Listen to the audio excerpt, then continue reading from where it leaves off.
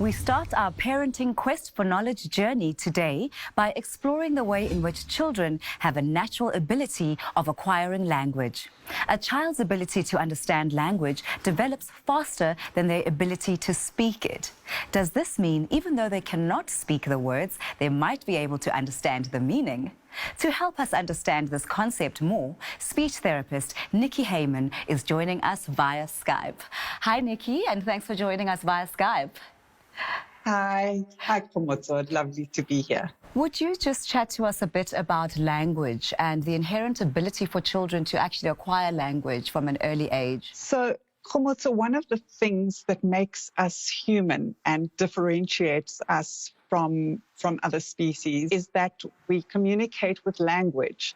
So it doesn't mean others don't communicate, but we use language. So we are programmed to learn to speak. And what would you say is the difference between receptive language and expressive language?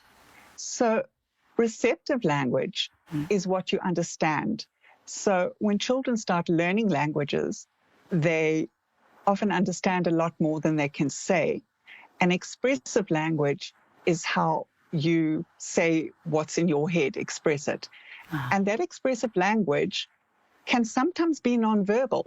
So although we are programmed to speak, when we're learning, we use a lot of gesture, our hands, we point, we use all that kind of nonverbal stuff. So it sounds like what you're saying is there are instances where the child may not understand the words, but they'll actually understand the language, and you actually can communicate effectively, even if it seems at that stage they don't understand the words. Yes. We use baby talk and like goo goo gaga. Is that good for language development? I mean, I've heard that in fact you need to start speaking to children in the right way with the right language and not use baby talk. Is that true? That baby talk, depending on when you use it, is something called motherese or parentese. And what that does is it's a way of communicating, often to highlight salient points or information. So we use a higher than normal pitch. Yes. We talk about shared perception. We exaggerate. And that kind of helps draw the child's attention to what we're talking about. So it's not gibberish, but there's also a lot of repetition in that parentese that we use. And we know that repetition helps us learn. Indeed. It kind of shows us those pathways. Absolutely. Now we're going to have a look at some toddlers trying to speak. Alati, what does a duck do? Quack, quack. Quack, quack. Where's a baby cat? And then a cat, Meow. a dog, Woof. a chicken, Chick.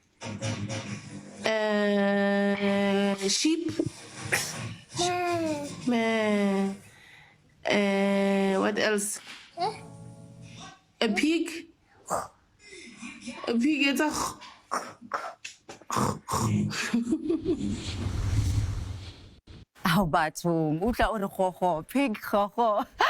So, Nicky, as we saw in the insert, this little one is learning animal sounds. So is that a way to teach our children how to start engaging in language and words and vocabulary? Children understand a lot more than they can actually say.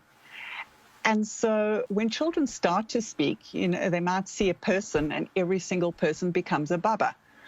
And because that is what they can say. Physically, the little movements required to make a speech sound are quite quick, precise. And so one of the reasons that they say that every animal or every person is a baba, it's easier to say. You then say to them, well, what sound does this make? And maybe they can't say the word pig. And just linguistically, and the movements required to say the word pig is much harder than saying, which is a noise. So what they're telling you is they understand that they're different, even though we are calling perhaps all animals doggies or all people, Baba. They understand that difference. Well, Nicky, we have a lot to chat about in terms of language development, multilingualism and skills in toddlers. So you're going to be sticking around with me in the show and we'll carry on our conversation. Thank you.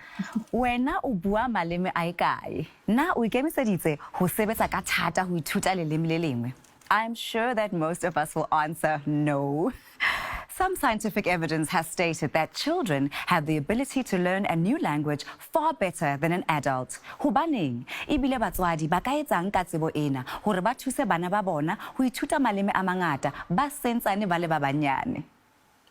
After the ad break, we continue the conversation about the language and find out how to correctly nurture our child's natural ability to acquire language. Uskaya hole.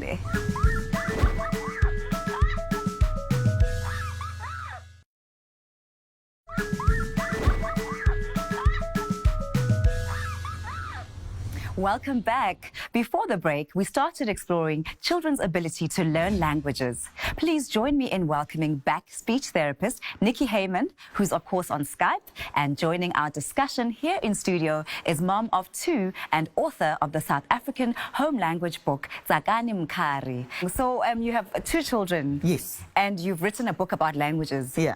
Which languages do you speak at home? We speak Tsonga and English. Tsonga and English. Actually, and Pedi as well, because I was raised in Namahale. Yes. And my dad is Pedi, my mom is Tsonga. And then the father of my kids is Tsonga. Kgomotso. So now we had to now speak Tsonga, Twena. But when I go and visit my dad, then I have to speak Pedi. Yeah. How do we help bana ba rona hore if they grow up in a multilingual home like you did and like your children are growing up in? How do you retain that language? And then it turns out they've forgotten the language. With my kids, I think I had the same problem where kids would go and visit grannies at home and then my grandparents can't speak English, then we have a problem, you know. But also in terms of cultural tolerance, you know, we meet with people at work, we meet with different people, different norms, you know, they are raised differently. So it's very important for us as parents to teach our kids at an early age to be able to learn other people's languages, but also to be able to understand how other cultures do things. So we need to teach the kids now at an early age to say, this is correct, this is not correct, so that even when I'm not there as a mother, they are able to interact with other people and be able to speak their languages. They can communicate and appreciate languages and different cultures. Absolutely. So Nicky, what's the best way to encourage children to actually learn different languages at that age? Language is contextual. And we learn language through social contact, through being immersed in those environments. We don't just learn grammar rules. In fact, that's not how children learn language. And that's why they are so kind of pliable, or I can't think the right word. They're sponges. Amenable. Yes. But you can't learn something that you're not exposed to. So you have to keep hearing it. And if you don't keep hearing and using that language, you are going to lose it. And why is it that they say children have a more natural ability to learn language faster at a certain age? And apparently there's a window. There's a window that you need to catch as a parent to teach as many languages as you can. And what is that about the biology of children? Children don't sit down and get taught a list of verbs and a list of grammar. They're kind of just immersed in stuff that they hear. And they're not scared to fail. So, and that's because we allow them to. We don't expect them to speak the language perfectly. They start to develop that language. It's a process. What sort of things do you talk about in your book that give tools to parents who want to teach their children languages in South Africa? I mean, for us, it's basic communication. Basic communication, how to greet. I think that's what's important. I mean, if I go and Nicky says to me, Absheni, I'll be like, oh, Nicky, you know. It's basic communication, different types of foods, learning what different cultures are doing in their own space, how Zulus do things, their rituals, how the Pedis do, how Indians do, how, you know, everyone does it. So it's basic communication, day-to-day issues that people deal with in their different corners, in different cultural backgrounds. Well, ndiyalebuha. Nakeza. Ndiyakeza. Nakeza. Nakeza Tsakani. And I thank you, Nicky, for sharing your insights. Thank you.